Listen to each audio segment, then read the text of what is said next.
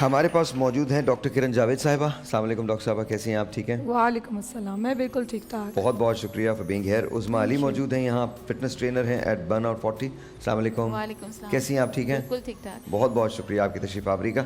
اچھا جی, سب سے پہلے ہم بات کریں گے جو ہمارا موضوع ہے, اس کے بعد آپ کی طرف آتے ہیں. جی ڈاکٹر صاحبہ. ظاہر بھائی, جب سحری ٹرانسمیشن میں آپ بات کر رہے تھے کہ امام حسن علیہ الصلوۃ والسلام نے صلح کی, اور وہ ایک ایسی عظیم الشان صلح تھی کہ جس کی بنا پر مسلمانوں کا لہو بچ گیا, تو میں جس ٹرانس میں پہنچ گئی تھی کہ وہ آقائے دو جہاں صلی اللہ علیہ وآلہ وسلم کے پیارے نواسے تھے. آقائے دو جہاں صلی اللہ علیہ وآلہ وسلم نے فرمایا وَأَنَا مِنْهُمْ, وہ مجھ سے ہیں اور میں ان سے ہوں.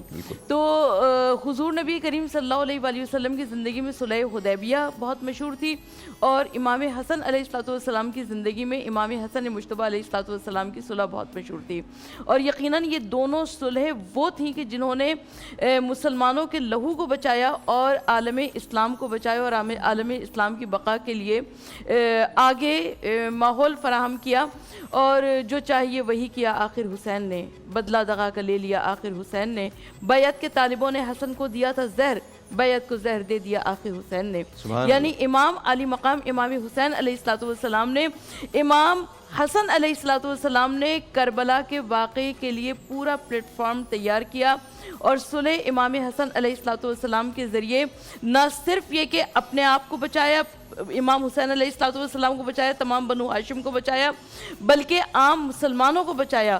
اور امام علی مقام نے سبق سیکھے کو یہ فاطمہ کے دل کے ٹکڑوں سے کہاں پر صلح ہوتی ہے, کہاں پر جنگ ہوتی ہے. سبحان اللہ. اچھا, سب سے بڑی بات یہ, اگر آپ حضرت امام حسن کے بارے میں پڑھیں تو آپ کو پتہ چلے گا کہ میں کیا بات کر رہا ہوں. حضرت امام حسن نے صلح کروائی تھی, اور وہ صلح جو تھی وہ حضرت امیر معاویہ کے ساتھ حضرت امام حسن کی صلح ہوئی تھی. اور حضور کی حدیث ہے کہ میرا یہ بیٹا جو ہے یہ دو مسلمان گروہوں کے درمیان صلح کا باعث بنے گا, اور وہ بنے.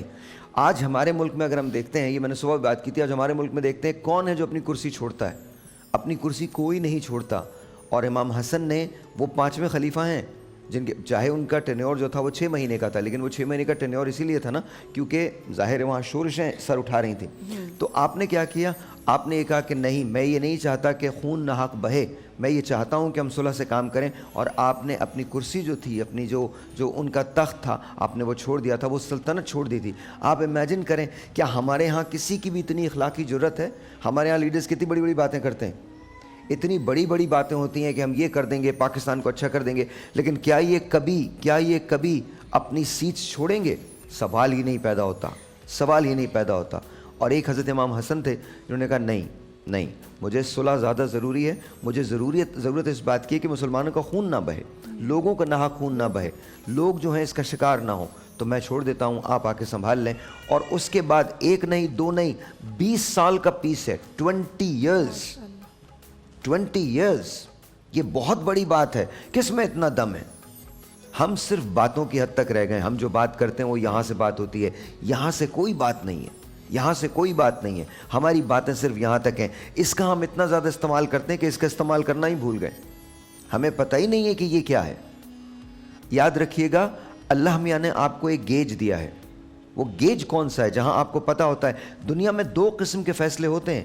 ایک فیصلہ وہ ہوتا ہے جو آپ کے لیے صحیح ہے, دوسرا فیصلہ وہ ہوتا ہے جو صحیح ہوتا ہے. حضرت امام حسن نے صحیح فیصلہ کیا تھا, وہ نہیں کیا جو ان کے لیے صحیح تھا. اگر ہم صرف یہی ڈرا کر لیں نا حضرت امام حسن کی زندگی سے. ہم نے اپنے بچوں کو بڑے بڑے فاتحوں کے بارے میں پڑھایا ہے, الیگزینڈر دی گریٹ, فلاں فلاں فلاں. I am sure they were all big people. But here is my question, جب اسلامک ہسٹری کی بات آتی ہے تو کیا اسلامک ہسٹری صرف اور صرف رمضان کی حد تک محدود ہے؟ This is what my concern is. اگر ہم اپنے لوگوں کو نہیں پڑھیں گے تو پھر کنہیں پڑھیں گے؟ جی سر. میں سمجھتا ہوں امام علی علیہ السلام کے سب سے بڑے بیٹے نے ہم سب کو یہ پیغام دیا کہ سیاست اور مذہب دونوں کو لے کے ہم چل سکتے ہیں. ہمارے سیاستدان اگر آج جیسے کہ ساحر بھائی نے کہا نا, اسلامک ہسٹری پڑھیں, سمجھیں اور یقین کریں, اور پھر جو کہتے ہیں وہ کریں, تو آج پاکستان کی یہ حالت نہیں ہوگی. ہم سب باتیں بہت سی کرتے ہیں, مگر کبھی ہم نے نیت کی ہے کہ جو ہم بات کر رہے ہیں اس پہ عملاً بھی کریں گے. اور میں سمجھتا ہوں اصل چیز ہوتی ہے نیت. جب تک نیت ہی نہیں ہوگی تو پھر ہم آگے کا سٹیپ کیسے اٹھائیں گے. تو امام حسن کی زندگی سے اور آخرت تک اللہ پاک راضی ہوا ہے تمام اماموں سے, پیغمبروں سے, صحابہ سے.